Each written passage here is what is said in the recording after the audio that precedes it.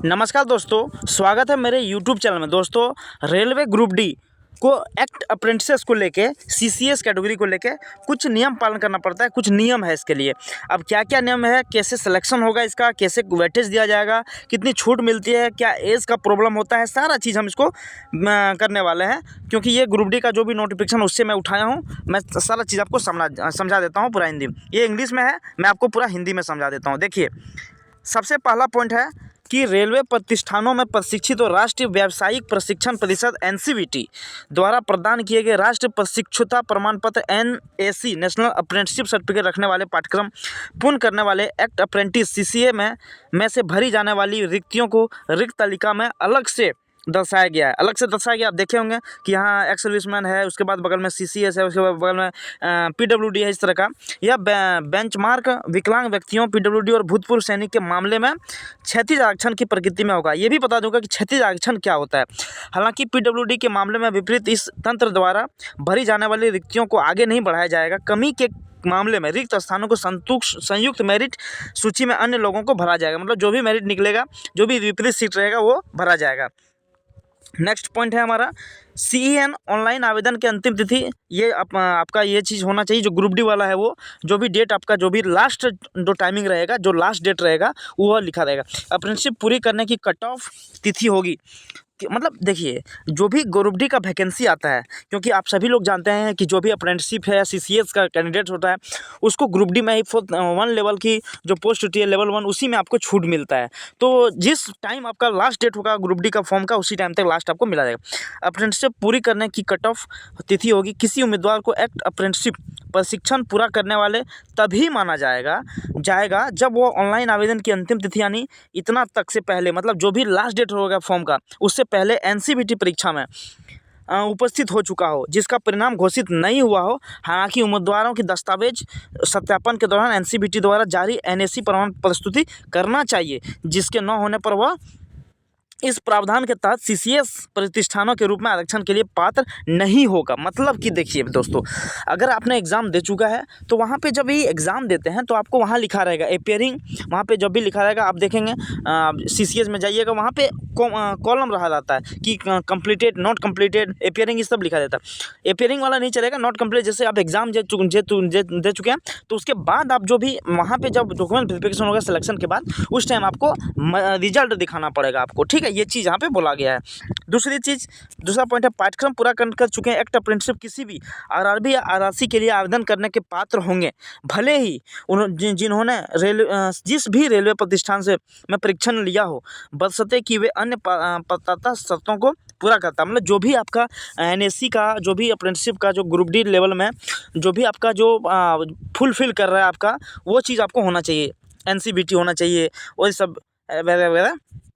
पाठ्यक्रम पूर्ण कर चुके एक्ट अप्रेंटिसों को राष्ट्रीय व्यापारिक प्रशिक्षण परिषद एनसीवीटी परीक्षा में प्राप्त अंकों के लिए उचित महत्व दिया जाएगा। देखिए, ये चीज़ साफ साफ लिखा है, वेटेज का मामला आ गया है।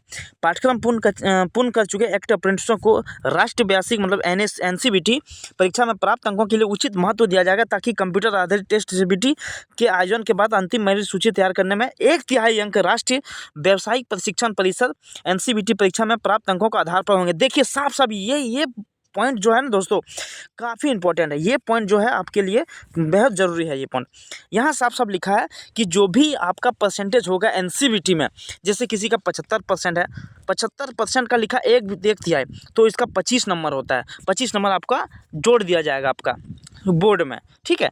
किसी का 90 नंबर है तो उसका 30 नंबर जोड़ेगा। ये पॉइंट आपका क्लियर कर दिया है। ये आपका नया जो लेटेस्ट वाला है उस चीज़ का है।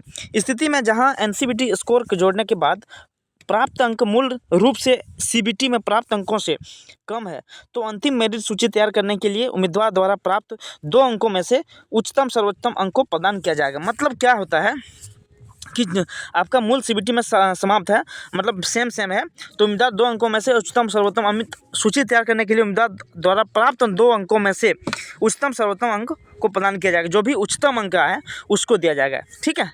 जो इसका उच्चतम है उसको दिया जाएगा, कम नंबर वालों को यहाँ कोई वैल्यू नहीं है। पाठ्यक्रम पूर्ण कर चुके एक्ट अप्रेंटिसों को शारीरिक दक्षता परीक्षा से छूट दी जाएगी। ये आपको फिजिकल नहीं होगा, जो भी फिजिकल होता है वो फिजिकल नहीं दिया। ये सब पॉइंट आप नोट कीजिएगा, ये सब चीज़ ध्यान रखिएगा कि आपको फिजिकल जो रनिंग है वो नहीं दिया जाएगा। रेलवे में प्रशिक्षित course completed act apprentice CCS को ऑनलाइन आवेदन के दौरान NCVT परीक्षा से संबंधित अपने अंकों का विवरण अपलोड करना चाहिए।